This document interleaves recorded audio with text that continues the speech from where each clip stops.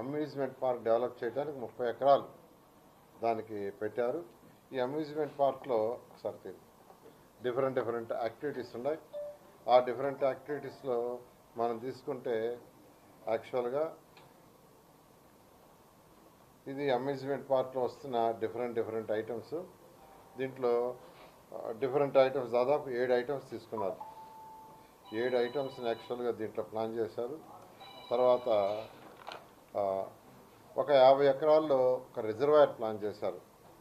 దాంట్లో boating duck, musical fountain, iconic bridge.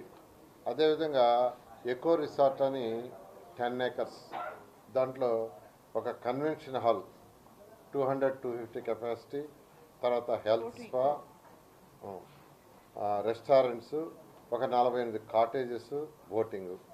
ఇది eco restaurant, దానికి 10 acres. అదేవిధంగా అడ్వెంచర్ పార్క్ ఒక 15 acres పెట్టారు. దాంట్లో పిల్లలకి ఆడుకోవడానికి బంగీ జంప్ అని, జిప్లైన్ రూరల్ అని, స్నో వరల్డ్, అదేవిధంగా bumper car arena, multi level గోకెన్, ఇట్లా యాక్చువల్గా డిఫరెంట్ ఐటమ్స్ పిల్లలకి యాక్టివిటీస్కి అడ్వెంచర్ పార్క్లో 15 acres. అదేవిధంగా పబ్లిక్ పార్క్, జనరల్గా మన పార్క్స్ ఎలా ఉంటాయో ఎవరికైనా పబ్లిక్, దానికి ఫీజు అంటూ ఏముండదు.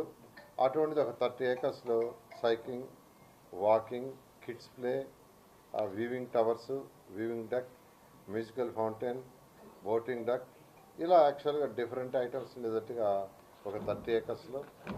తర్వాత నర్సరీ.